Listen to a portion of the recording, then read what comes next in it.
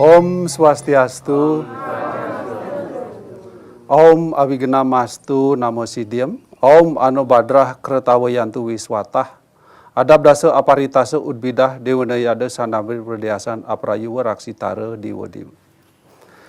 Bapak Ibu, para pemirsa setia TVRI Jawa Timur, bertemu kembali dengan kami dari Badan Penyiaran Hindu Jawa Timur dalam acara Sentuhan Iman Hindu. Saat ini saya berada di Madya Mandala, Pura Giri Murti Sakti, daerah Kasembon, Malang. Bersama umat-umat Hindu yang ada di desa apa, Bu? Dodol. Desa Dodol, Astenggara.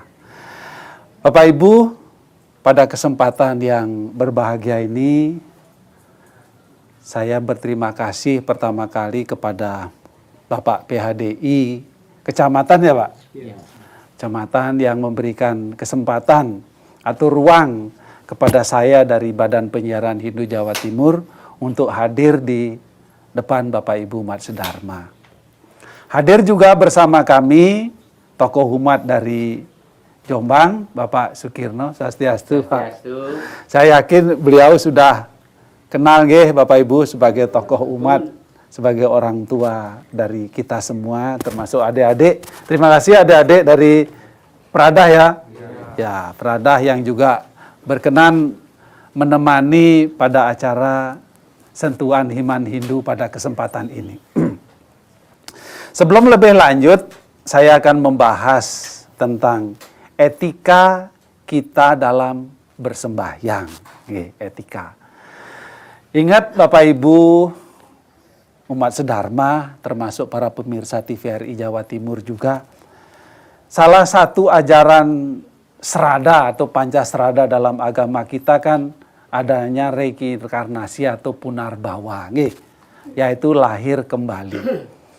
Ayo kita sadari bahwa proses kelahiran kembali itu adalah kesempatan yang diberikan oleh Tuhan Sang Yang Widiwasa kepada kita semua untuk apa? Untuk memperbaiki kualitas diri kita. Karena kalau kita sudah baik, sudah kualitas diri kita sudah bagus, kita mencapai moksa. Kita lahir ini karena apa? Karena kita belum bagus. Kita masih punya kekurangan, kita masih punya kelemahan, kita masih punya kesalahan. Di dalam kitab Slokantara Sloka 79 itu mengatakan, doso apyasti guno apyasti nirdoso naiwa jayate kardama daiwa padmanasanale dosa anti kantekai. Jadi doso apyasti ada kekurangannya. Dosa itu kekurangan atau dosa itu kesalahan. Guno apyasti ada kelebihannya. Nirdoso naiwa jayate. Tidak ada manusia yang lahir tanpa nirdoso, tanpa dosa, tanpa kekurangan, tanpa kelemahan. Ayo kita sadari itu sehingga proses reinkarnasi atau kelahiran kita saat ini, ayo kita gunakan untuk apa? Memperbaiki kualitas diri kita masing-masing. Supaya apa? Supaya kita kalaupun nanti tidak mencapai moksa, paling tidak dalam kelahiran berikutnya, kita menjadi lebih baik dari saat ini. Kalau saat ini mungkin kita baru punya tanah 2 hektar. Lahir nanti punya tanah 5 hektar, 10 hektar. Kalau mungkin sekarang kita baru hanya bisa menjabat sebagai guru, mudah-mudahan kelahiran berikutnya bisa menjadi kepala sekolah. Dan seterusnya, dan seterusnya. Nah, salah satu cara untuk meningkatkan kualitas diri kita adalah kita menjalankan persembahyangan. Kita bersembahyang dalam satu hari berapa kali Bapak Ibu umat sedharma? Sudah dijalankan? Astaga. Marah 4 kali. Malah kadang-kadang 1 kali ya? Oh, malah kadang-kadang enggak. Saya juga begitu. Kadang-kadang cuma 2 kali, kadang-kadang cuma 1 kali. Tapi untuk tidak sama sekali jangan sampai. Paling tidak kita pagi hari yang disebut dengan Pratah Samdya itu jam. Ingat, jamnya juga penting dalam Tatua. 03.45 sampai 06.00. Oke, itu namanya waktu Brahma Mahurti. Ingat, Pratah Samdya sembahyang pagi. Sembahyang pagi dalam rangka apa? Dalam rangka memohon wara nugraha kepada Sang Hyang Widi dalam wujudnya sebagai Brahma. Oke, sebagai Brahma. Siapa Brahma? Brahma manifestasi Sang Hyang Widi sebagai pencipta. Oke. Kita memohon agar kita mampu menciptakan sesuatu yang baik yang kita gunakan sebagai bekal untuk menjalani kehidupan satu hari ini. Dari kita pagi bangun sampai kita nanti tidur lagi. Kita memohon kita mampu menciptakan sesuatu yang baik, yang bagus, yang benar. Mohon kepada Brahma sebagai manifestasi Sang Widi dalam wujudnya sebagai pencipta. Nah, setelah kita mampu menciptakan, kita sembahyang di Surya Madyanika namanya, tengah hari, ketika jam 12.00 sampai 12.59. Tidak menginjak pada jam 1. Kita memohon kepada Sang Hyang Widi dalam manifestasinya sebagai Wisnu, agar apa? Yang kita ciptakan tadi itu mampu kita pelihara. Nggih. Kan akeh saiki iso nyiptano tok tapi nggak ono sing ngopeni, nggih. Gemletak. Malah di rumahin hantu jarene desa itu dulu ya. Nggih. Jangan sampai begitu ya Naya. Harus kita pelihara. Kita rawat. Supaya apa? Dapat menjadi bekal tidak saja untuk kita tok, nggih Bapak Ibu, juga untuk anak cucu kita. Nggih, anak kita pelihara, anak cucu kita nanti juga menikmati apa yang kita telah ciptakan, apa yang kita telah pelihara. Nggih. Nah, dalam perjalanan menciptakan, memelihara, Bapak Ibu pasti banyak godaan, banyak rintangan, nggih. Rintangan dari dalam diri sendiri. Mau lagi galau, mau lagi sakit, mau lagi bete karena tanggal tuwek, karena panennya gagal. Rintangannya banyak. Kemudian rintangan dari luar, godaan-godaan dari alam, ada gempa bumi, ada tanah longsor, dan lain sebagainya. Godaan dari tetangga, dari tukang kredit misalnya, mau macam-macam kan banyak. Kita memohon kepada manifestasi Sang Hyang Widi dalam wujudnya sebagai apa? Siwa. Agar kita apa? Mampu mengalahkan, menghilangkan, menghancurkan segala godaan dan rintangan itu. Bukan mengalahkan si A, si B, mboten.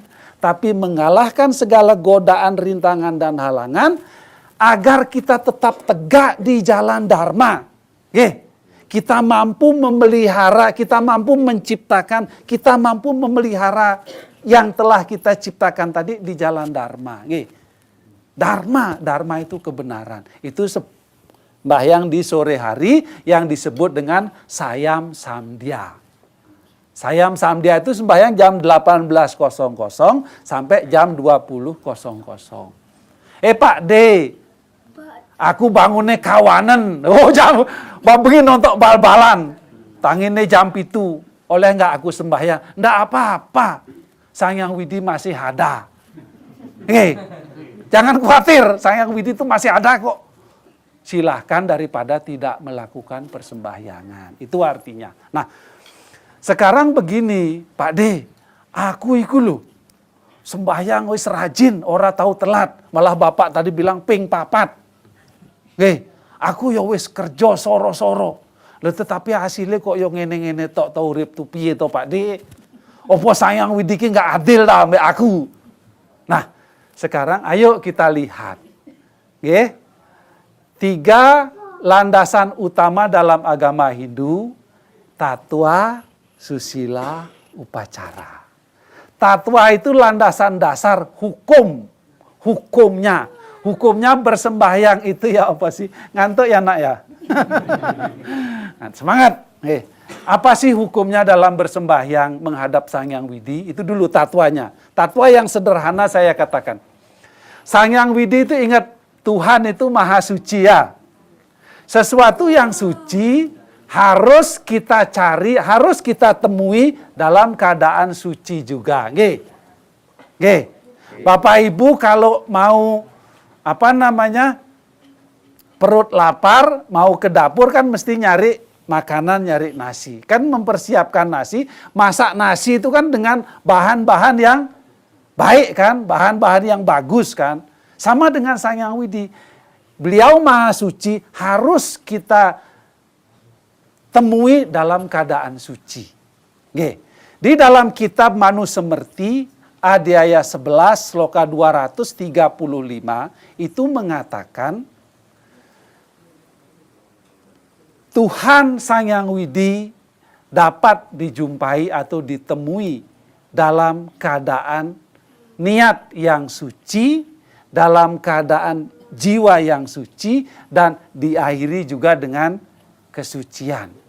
Tapo mulam idam sarwam, daiwa manusanam sukam, tapo madiam budai proktam, tapo antam wedir darsibi. Jadi para maharesi, orang-orang suci kita mendapatkan wara nugraha dari Sang Hyang Widi adalah diawali dari kesucian. Tapo mulam idam sarwam. Jadi semua harus suci dulu. Tapo madiam budai proktam. Ketika kita melakukan, menjalankan itu harus juga dengan kesucian. Kemudian tapo antam wedir darsibi. Akhirnya pun kita akan mendapatkan kesucian berupa apa? Kedamaian. Apa yang kita inginkan akan dapat kita peroleh. Nah, kesucian dasarnya begitu juga sekarang dalam bersembahyang kita. Pada saat kita akan sembahyang, kita sucikan dulu. Suci lahir dan batin. Sucikan pikiran kita, sucikan tubuh jasmani kita. Nah, tubuh jasmani kita, Bapak Ibu, para hadirin dan para pemirsa TVRI dimanapun berada, itu ada 12 kotoran yang membuat tubuh kita tidak suci. Ya, 12 kotoran yang membuat tubuh kita tidak suci. Di dalam kitab Manu Semerti, Adhyaya 5, Sloka 135 itu mengatakan bahwa wase cukra masring maje mutrawit berana karnawit kles masu dusi kesede duada caitin rina. Duada caitin rina malah. Duada artinya 12. 12 kotoran dalam tubuh kita yang membuat tubuh fisik kita menjadi tidak suci. Yang pertama, kita mulai dari atas. Air mata. Ketika kita habis menangis, itu menjadi kotor. Oleh karena itu juga, ketika ada saudara kita meninggal, kan tidak boleh ketetesan air mata. Ingat, air mata kotoran. Kemudian, yang kedua adalah kotoran mata. Kotoran mata itu ketek ya. Kotoran mata itu adalah membuat kita kotor. Kemudian, kotoran hidung. Kemudian yang ke bawah air liur, ludah. Oleh karena itu ketika kita mau bersembahyang jangan sampai kita mengeluarkan ludah. Ludah itu ada di dalam, kalau keluar bisa ditelan dimasukkan ke dalam. Hampura sautin aja ceceknya. Itu tanda berarti apa yang kita sampaikan pada saat ini adalah kebenaran. Kemudian tadi air liur. Kemudian keringat.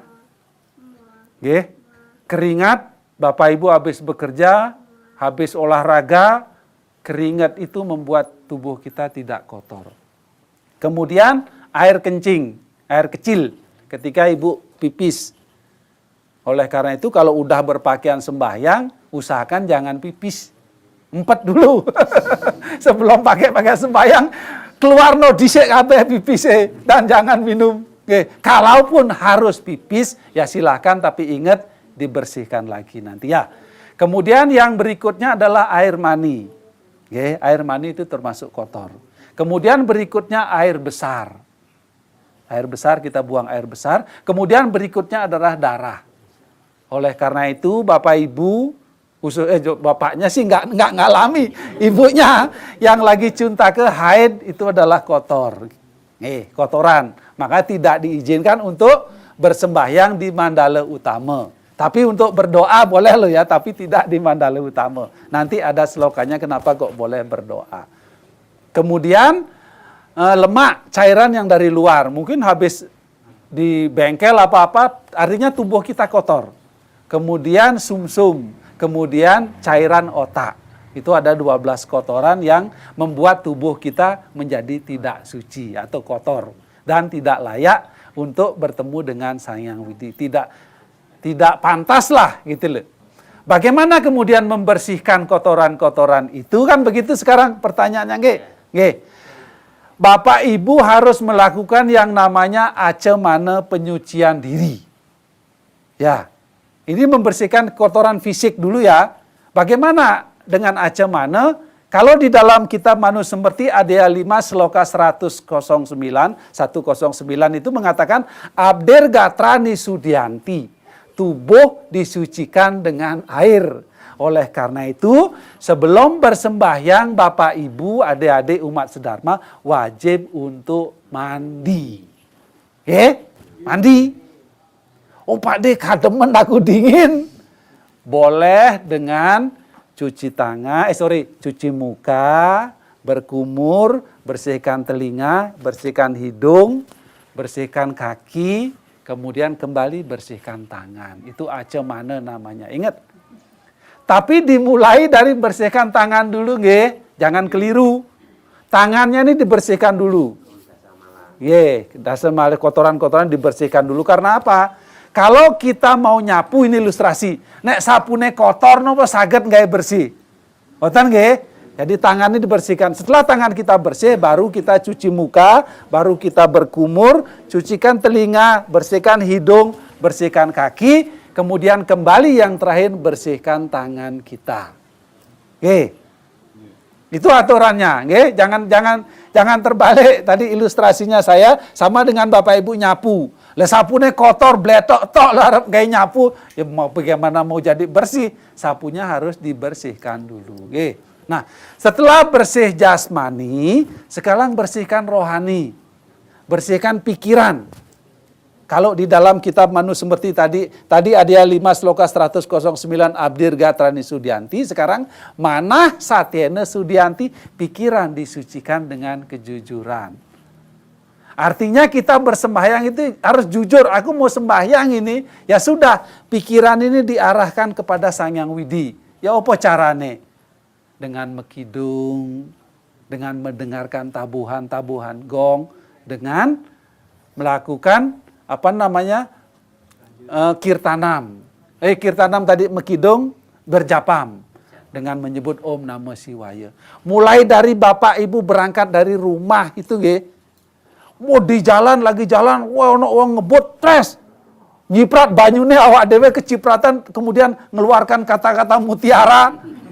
Miso-miso, nodeng-nodeng ini. Kendalikanlah diri, jangan sampai mengucapkan itu. Karena itu akan menjadi pikiran kita sudah kotor kan. Apalagi kita mau berangkat sandalku nggak ono, nang omah ngamuk-ngamuk.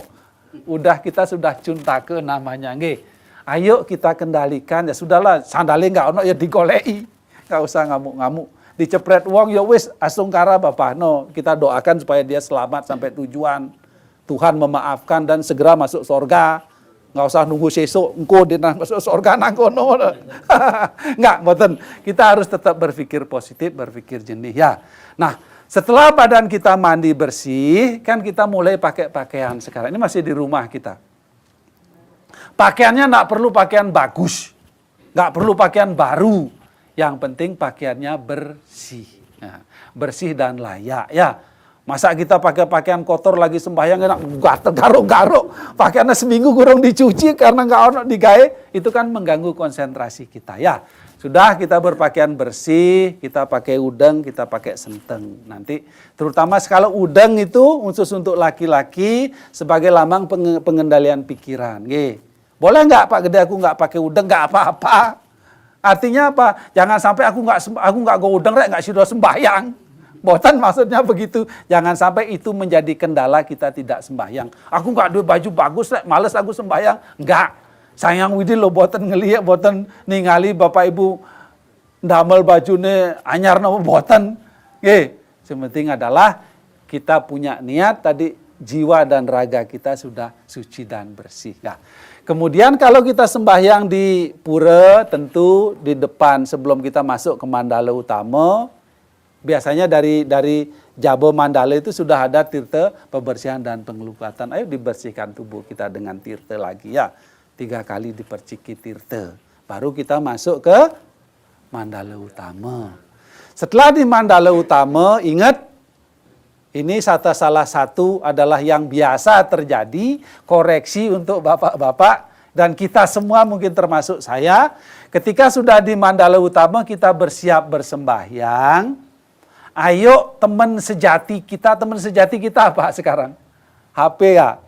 Ayo dimatikan HP-nya. Sudah di Mandala Utama je nguteki HP ya. Padahal kita mau bertemu dengan Sang Hyang Widi. Ayo konsentrasikan pikiran untuk Sang Hyang Widi dengan apa? Dengan berjapam, dengan kirtanam, tapi ojo banter-banter. Karena pemangkunya kan ngantem banten, nanti pemangkunya terganggu. Kalem-kalem saja, khususnya untuk berjapam. Tapi untuk kirtanam biasanya kita boleh bersama-sama agak keras. Karena saya pernah ada seorang pemangku mengatakan ketika dia ngantem banten, mendengarkan suara kirtanam, suara kidung, beliau merasa semakin mantap. Ngerti nggak juru mangku? Ya, Tengkara. Beliau semakin mantap, seolah-olah mendapat dukungan, support, mendapatkan kekuatan tenaga. Nah, dalam sikap duduk tadi ingat, sikap duduk ibu, bapak-bapak juga harus dipilih disesuaikan dengan kemampuan kita. Ada yang disebut dengan Padma Asana, tangan kaki untuk yang laki-laki. Kaki kiri, kaki kanan ada di atas paha, kaki kiri juga ujungnya ada di atas paha. Seperti bunga padma, saya tidak bisa, tidak kuat. Ini di atas, ini pun di atas. Kalau itu tidak bisa, kita pakai Sukha Asana. Ya. Sukha Asana itu wesak karpe. Pokoknya seneng, pokoknya nyaman. Kan lo artinya nyaman. Nah untuk ibu-ibu, pakai Bajra Asana. Bajra Asana itu adalah metimpuh. Ya, coba Bapak Ibu bisa nggak metimpuh? Ya, Astungkara. Metimpuh seperti ini. Ini disebut dengan Bajra Asana. Nah, di dalam Bhagavad Gita, Adhyaya 6 Sloka 13 itu, etika duduk itu mengatakan samam kaya sira grifam darayam acaram stira. Sampreksa nasira swadaya nicalam sauca. Jadi, badan, leher, kepala, dan tegak lurus, mata memandang ujung hidung, tidak menoleh ke kiri dan ke kanan. Itu etika duduknya ya. Jadi ketika kita sudah duduk, ayo kita konsentrasi di tegak. Tidak boleh Bapak Ibu bungkuk begini, ayo tegak ya. Samam kaya sira grifam darayam acalam stira. Jadi punggung, leher, kepala, dan tegak lurus ya. Mata memandang ujung hidung, ojo noleh tonggone, kiri kanan. Apalagi bapak-bapaknya ngelihat di sebelahnya ibunya pakai baju pendek nanti terganggu. Jangan, ayo konsentrasi kepada Sang Hyang Widi ya. Setelah itu, setelah kita duduk dengan sempurna, kita sudah mulai mengambil sikap asana. Asana. Sikap duduk sempurna dengan 2 tangan di atas paha, di atas lutut ya, dengan ini sih macam-macam, ada bilang begini, silahkan. Kemudian pranayama, kita sikap, ini sautin tidak cecek. Ini sebenarnya harus segitiga, ya. Ini melangkan upeti setiti pralina, awal, tengah, dan akhir, ya. Kemudian kara sedana, cuci tangan, tangan kanan, om sudah om ati sudah tangan kiri. Yang bergerak tangan kiri bukan tangan kanan, ya. Balik lagi, ya. Kemudian sikap amusti karana, begini ya, bukan begini. Ini kan Dewa Pratista untuk seorang sulinggi atau pemangku. Kita umat adalah begini. Setelah itu baru kita mengucapkan mantram Trisandya. Mantram Trisandya ayo diucapkan dengan penuh perasaan. Jangan buru-buru koyok diuber maling. Om,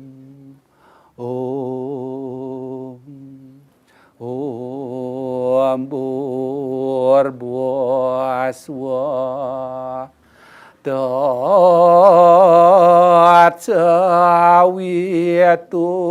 waraniam Bargo dewasya demahi dioyona prachodayat. Terus pelan-pelan dengan penuh perasaan. Di dalam hati. Pengucapkan mantra, kalau kita lihat kitab Manusemerti ada 2 sloka 85, itu pengucapkan mantra yang dilakukan di dalam hati, itu adalah mantra yang terbaik. Widiyatnya japayatnya wicise dasabir gunai, upamsu sahasra guna, sahasra manasa semerta. Doa mantra yang diucapkan dengan suara keras dan bibir bergerak upamsu, pahalanya hanya 10 kali.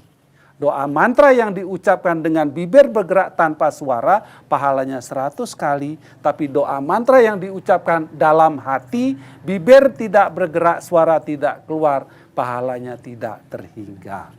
Oleh karena itu, ayo kita ucapkan mantranya dalam hati. Tapi bukan berarti pemangku ya pas ngantep mimpin sembahyang baca mantranya dalam hati ya enggak. Iku mangku nih sok sembahyang doa apa enggak nanti begitu enggak. Artinya kontekstual. Ini artinya nanti panjang sebenarnya ceritanya kalau dibahas loka itu.